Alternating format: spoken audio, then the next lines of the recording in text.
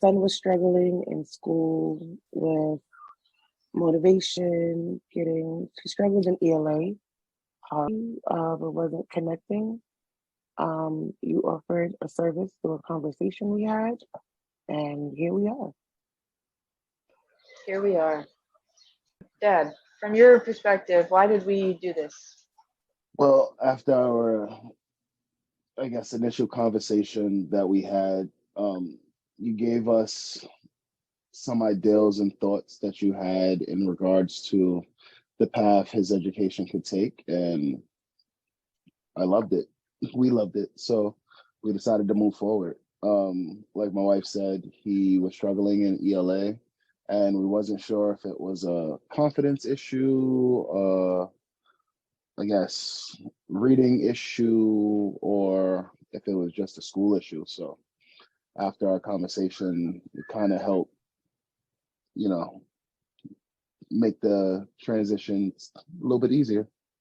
Well, for me, it was about building confidence. It was about empowering to be an advocate for herself, and just to help motivate him when it comes to schooling, like school in general.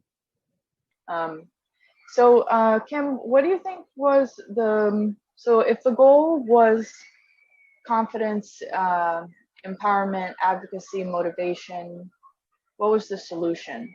And would you agree to that goal? Would you add to it?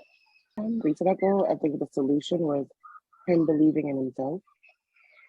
Because what got me excited or interested about what you do is the fact that it was self-led. So he got to make the decision, and he doesn't have that so much when it comes to school. So the fact that he can make that decision in his learning, and hopefully that can transfer over to his regular schooling, was a plus to me. When it comes to the school settings, you have a group of 15, 20, 30 plus kids in an environment where if they have a question, it may get overlooked, or if they're unsure about something or technique, or don't feel as confident with their reading because they're not reading as fast as some of the other kids, or anything that comes up just being in a big group setting, the one-on-one actually kind of eliminates most of that. It gives you a chance to actually have your voice heard. It gives you a chance to speak up and address any concerns or any insecurities that you have when it comes to certain topics that you're looking over, whether it be reading, whether it be spelling, grammar, anything like that, since we was mostly focusing on like ELA and building confidence when it comes to like reading and things like that. So the one-on-one setting, I can personally say like I've seen the difference in him, like actively, like he'll come home and be like, no, Dad, I got that. This assignment was due Thursday and it's Tuesday and I finished it. Here, you can look at it, turning it in tomorrow type situation, as opposed to previously it was like, yeah, it's due Thursday and I'm gonna look at it Wednesday type thing. So. And I think in naming those things and how usually kids are overlooked in settings where it's like 20, 30 kids deep, you're really channeling what was telling me in the beginning of our working relationship, which was that, how am I supposed to focus in class when there's just straight up chaos going on around me? People are screaming. I'm supposed to learn, So yeah, I think the one-on-one helps him to be able to go in there and be absolutely the best prepared that he can be to face that kind of that reality. Absolutely. Yeah, I don't know, Kim, what do you so you going back to like the self-led thing, but also the one-on-one, how do you think that combines and impacts, like what are your thoughts on the impact? And with the one-on-one, similar to what Robert said, it's giving him that part that he felt that he couldn't advocate. Where he can kind of like go back and forth with you. And he actually went back to his teachers, and I don't know what it was about the period thing Like you get a space before after the period. So with him, that was like a big thing. So he wouldn't have been comfortable enough to ask those questions while he was in school. So just to see that it translated, that was one of the things that translated outside, where you can see like it clicked. Now that was just one example, but I don't know. In just a word, if you could name what the benefit has been.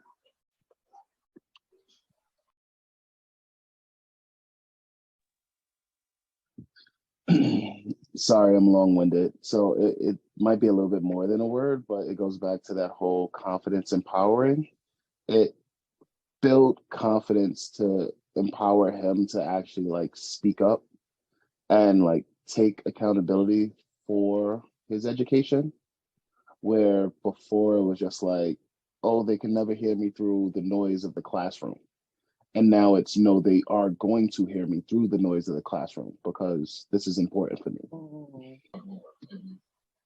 I love that. And essentially what you just said was our goals were executed. I think that goes back to that whole like confidence thing, because at a time it's just like, I've read with him before and Kim's read with him before, but it's like he'll second guess himself just because I guess of the noise in the class or whatever.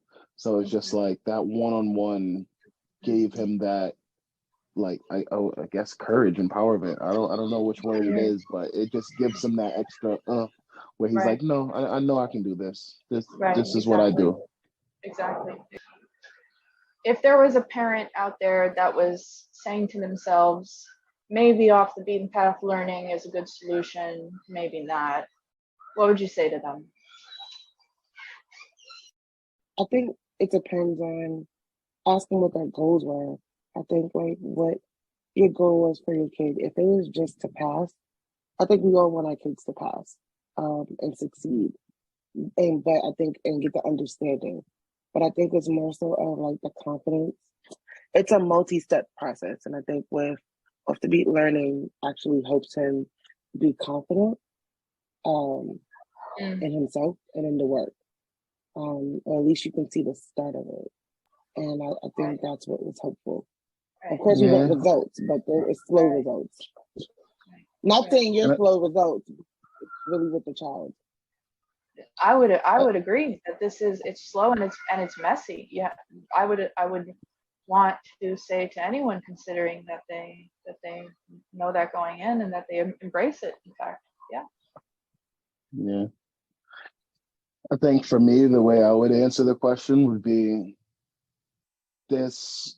I was on the fence. I looked at different tutoring from like other companies before we had our initial visit, and I wasn't completely sold just because it wasn't like so much of a one-on-one. It was more like a smaller classroom setting, maybe anywhere between 10 to 15 kids doing different subjects.